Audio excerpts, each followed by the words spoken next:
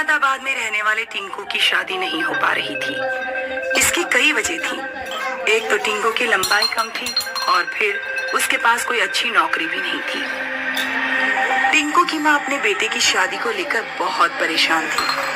उसने अपने आस पड़ोस की सभी औरतों से कह रखा था कि अगर लड़की मिले तो बताना, लेकिन अभी तक टिंकू के लिए कोई रिश्ता नहीं आया था।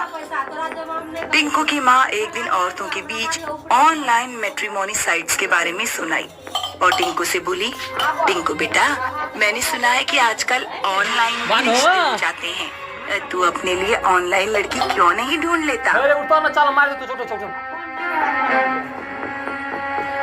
अपनी माँ के कहने पर टिंकू ने 3-4 मैट्रिमोनी साइट्स पर अपनी आईडी बना ली और कई लड़कियों को मैसेज भी किया, लेकिन टिंकू के पास किसी लड़की का रिप्लाई नहीं आया। टिंकू ने सोचा कि ऑनलाइन भी उसकी किस्मत साथ नहीं देने वाली, लेकिन एक दिन टिंकू खुशी से झूम उठा जब सोनी नाम की एक लड़की का उसके पास मैसेज आया। माँ, आज एक लड़की का मैसेज आया है।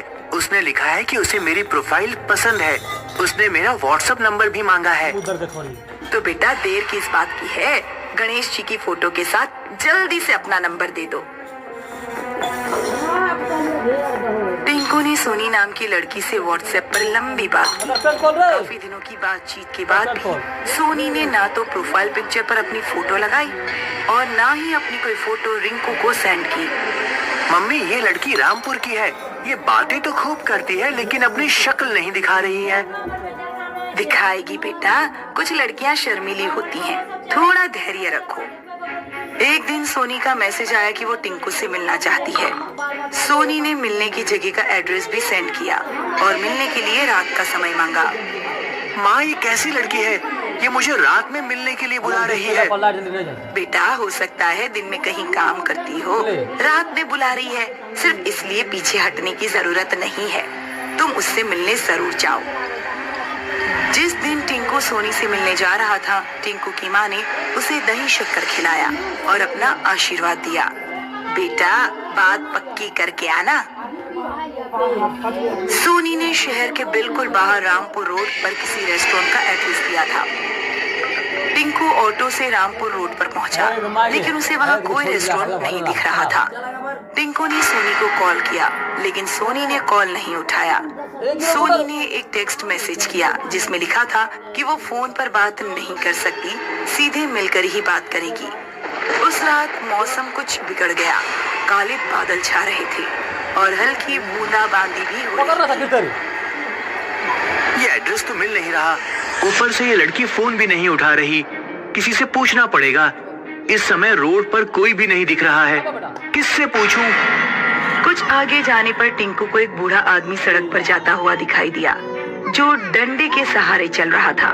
टिंकू तेजी से चलता हुआ उस बूढ़े आदमी तक पहुंचा। सुनिए अंकल, क्या यहाँ कोई रेस्टोरेंट है?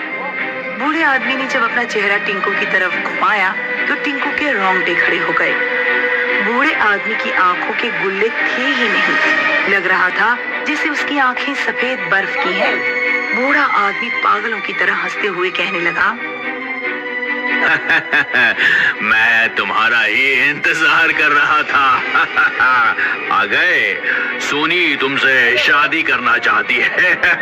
चलो मेरे साथ, चलो चलो। बूढ़े आदमी ने कसकर टिंकू का हाथ पकड़ लिया। छोड़ो मुझे, छोड़ो, मैंने कहा छोड़ो मुझे, छोड़ो। 2-3 बार कहने पर भी जब बूढ़े ने टिंकू का हाथ नहीं छोड़ा तो टिंकू ने जोर से धक्का मारकर बूढ़े को गिरा दिया और वहां से भाग निकला। टिंकू लगभग 2-3 किलोमीटर तक दौड़ता ही रहा। वो तब रुका जब किसी लड़की ने उसे पीछे से आवाज दी, सुनो, कहाँ भागे जा रहे हो? टिंकू ने पीछे मुड़कर देखा तो कुछ दूरी पर बिल्कुल बीच रोड पर एक सुंदर लड़की खड़ी थी जो उसे आवाज दे रही थी, यहाँ आओ मेरी तरफ, मैं तुमसे मिलना चाहती हूँ। टिंकू ने देखा कि रोड पर तेज स्पीड में एक ट्रक आ रहा है। लड़की रोड के बीचों बीच खड़ी थी और बिल्कुल भी वहां से हट नहीं रही थी। टिंकू चिल्लाया, मैं तुमसे मिलना चाहती हूँ, यहाँ आओ।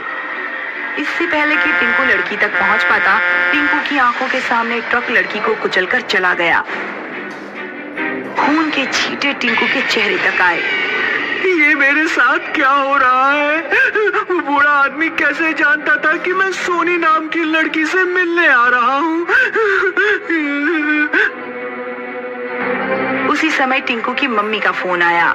हेलो मम्मी, यहाँ पर कुछ अजीब चीजें हो रही हैं। मैं घर वापस आ रहा हूँ मम्मी। बेटा, लड़की से मिले या नहीं? नहीं मम्मी, मैं नहीं मिला और ना ही मिलना चाहता हूँ। टिंकू को रोड पर एक ऑटो आता हुआ दिखाई दिया। टिंकू ने ऑटो वाले को रोका और ऑटो में बैठ गया। भैया, मुरादाबाद बस अड्डे ले चलो जल्दी। टिंकू ऑटो में अपनी मम्मी से बात कर रहा था। तभी उसने देखा कि ऑटो वाले का सिर एक चुड़ैल के सिर में बदल गया।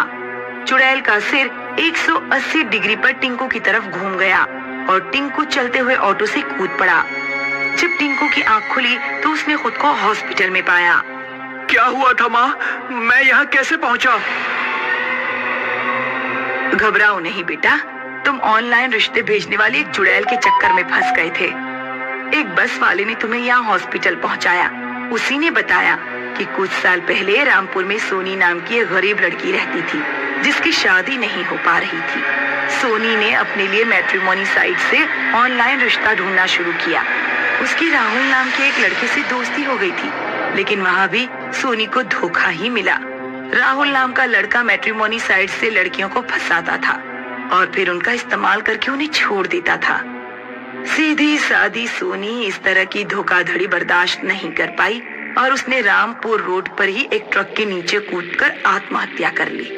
तब से वो ऑनलाइन रिश्ता ढूंढने वाले लड़कों से बदला ले रही है। सतीश दिल्ली में एक सरकारी अस्पताल की एम्बुलेंस चलाता था। 1 महीने उसके दिन की शिफ्ट रहती और 1 महीने रात की। एक बार जब सतीश नाइट शिफ्ट पर था तो उसके पास किसी औरत का फोन आया।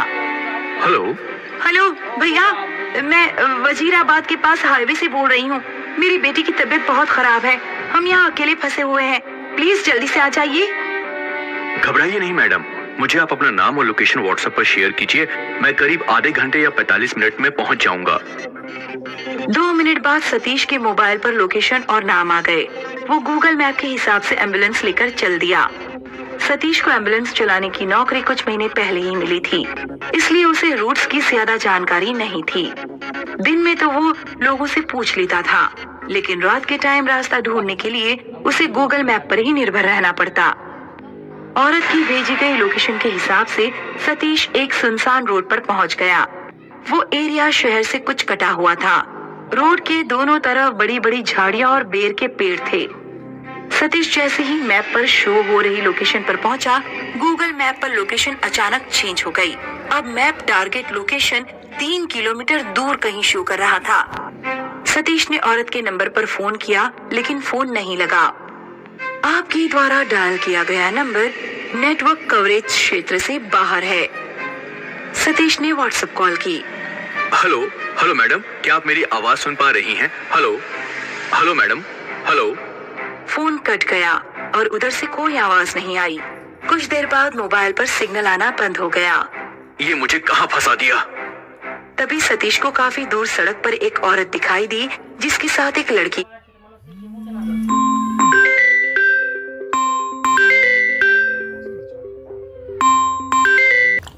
उस व्यक्ति से सतीश समझ गया कि जो उसके एम्बुलेंस के नीचे आया, ना तो वो इंसान था और ना ही सामने से बुला रही औरत और लड़की।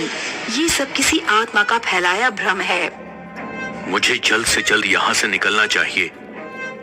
सतीश ने जैसे ही ड्राइविंग सीट का दरवाजा खोला, उस पर एक चुड़ैल बैठी हुई थी। चुड़ैल ने सतीश को लात मारी और वे झाड़ियों में जा गिरा। सतीश तुरंत झाड़ियों के अंदर भाग गया। उसने एक पेड़ के पीछे छुपकर अपने ही हॉस्पिटल के एक ड्राइवर को कॉल किया। हेलो सोनू, मैं सतीश बोल रहा हूँ। हाँ सतीश, तुम किसी पेशेंट को लेने गए थे ना? हाँ, आया तो था एक पेशेंट को लेने, लेकिन यहाँ कोई पेशेंट नहीं है। कुछ भूत प्रेत का चक्कर लग रहा है यहाँ पर। तुम जल्दी से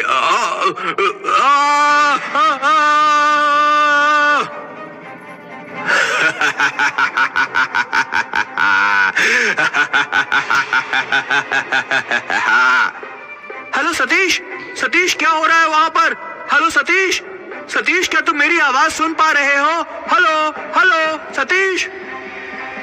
एम्बुलेंस में एक ट्रैकर लगा होता है। सोनू एम्बुलेंस को ट्रैक करते हुए अपनी बाइक से सतीश को ढूंढने निकला। करीब 20 मिनट में वो एम्बुलेंस की लोकेशन पर पहुंच गया। एम्बुलेंस स्टार्ट थी और उसका सायरन बज रहा था। सोनू ने सबसे पहले दरवाजा खोलकर ड्राइविंग सीट देखी। ड्राइविंग सीट पर कोई नहीं था। फिर उसने जाकर पीछे का दरवाजा खोला। पेशेंट को लेटाने वाली सीट पर सतीश की लाश पड़ी हुई थी। उसके माथे पर गहरा काला निशान था। 2 महीने हो गए, पर पुलिस को सतीश की मौत का कारण नहीं समझ आ रहा था। कुछ महीनों के बाद सोनू ने न्यूज़पेपर में उसी रोड पर हुए एक और हादसे के बारे में पढ़ा। हादसे में एक प्राइवेट हॉस्पिटल का एम्बुलेंस ड्राइवर मारा गया था। सोनू ने हादसे वाली जगह के आसपास पूछताछ की तो उसे एक बूढ़े आदमी के बारे में पता लगा, जिसने उसे उस लोकेशन का रहस्य बताया। 1 साल पहले यहाँ से कुछ दूर वजीराबाद में एक औरत अपनी लड़की के साथ रहती थी। औरत की लड़की डिप्रेशन का शिकार थी। एक रात उसने जहर खा लिया।